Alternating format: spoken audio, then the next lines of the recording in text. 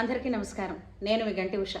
నా మిత్రులకి, శ్రేయోభిలాషులకి, సబ్స్క్రైబర్స్కి, నా వీడియోస్ని ఆదరిస్తున్న మీ అందరికీ కూడా నా కృతజ్ఞతాభివందనాలు.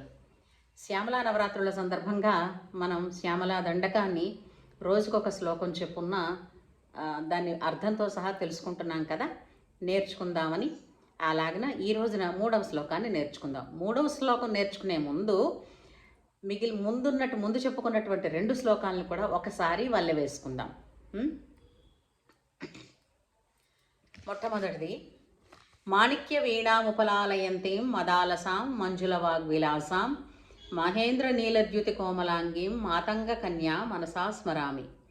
చతుర్భుజే చంద్రకళావతంసే కుచోన్నతే కుంకుమరాగశోణే పుండ్రేక్షు పాశాంకుశ పుష్పబాణహస్తే నమస్తే జగదేక మాతః. ఇవి 2. ఈరోజు 3వది, మాతా మరకతశ్యామ మాతంగి మధుశాలిని కుర్యాత్ కటాక్షం కళ్యాణి కదంబ వనవాసిని. జయ మాతంగతనయే జయ నీలోత్పలజ్యుతే జయ సంగీత రసికే జయ లీలాసుఖప్రియే.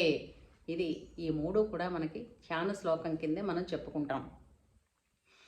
దీని అర్థం తెలుసుకుందాం. మాతా మరకతశ్యామ, అమ్మ మరకతశ్యామ అంటే మరకతము అని అంటే పచ్చ అని మన వాళ్ళు అంటూ ఉంటారు. అయితే చాలా డార్క్ గ్రీన్ కలర్ అనుకోండి. అది అంటే నాచు రంగులో కూడా ముదురు నాచు రంగు అని అన్నది కొంచెం నలుపు వర్ణంలోనే కనిపిస్తుంది. ఆ విధమైనటువంటి రంగుతో ప్రకాశించే తల్లి అని. మాతంగి మధుశాలిని కుర్యాత్ కటాక్షం, అమ్మ నీ కరుణని మాకు శీఘ్రమే ప్రసాదించు. కళ్యాణి అంటే శుభములనిచ్చే తల్లి. కదంబ వనవాసిని, కదంబ వనంలోనే ఆమె విహరిస్తూ ఉంటుంది. ఆవిడికి మహాప్రీతి అనమాట కదంబ వనవాసిని. జయ మాతంగ తనియే, మతంగ మహర్షి కుమార్తెమైనటువంటి ఓ మాత మాతంగి నీకు జయము. జయ నీలోత్పలజ్యుతే, నీలోత్పలజ్యుతే అంటే నీల ఉత్పలము, నల్ల కలువలు. ఉత్పలము అంటే కలువ. నల్ల కలువలో ఉండేటటువంటి కాంతి ఏదైతే ఉందో ఆ కాంతితో ప్రకాశించేదానా జయ నీలోత్పలజ్యుతే జయ సంగీత రసికే. అమ్మ సామగాన ప్రియ, ఆమె సంగీత రసికే, జయ సంగీత రసికే జయ లీలా సుఖప్రియే.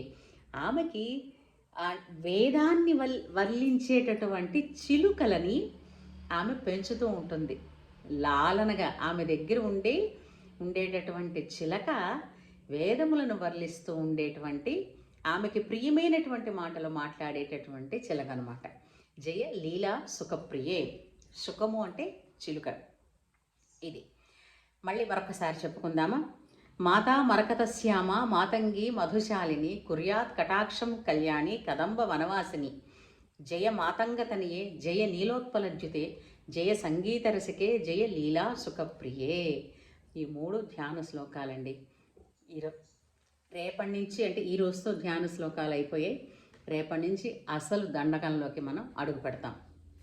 కాబట్టి రేపటికల్లా ఎంతసేపు అండి, మీరందరూ చాలా తెలివైన వాళ్ళు, సూక్ష్మ బుద్ధి ఉన్నవాళ్ళు, ఎంతసేపు ఇవి మీకు రావడం చెప్పండి. నాకంటే బోలెడు టైం పట్టింది కానీ అంచేత రేపటి నుంచి దండకంలో ఒక్కొక్క శ్లోకాన్ని మనం తెలుసుకుంటూ వద్దాం.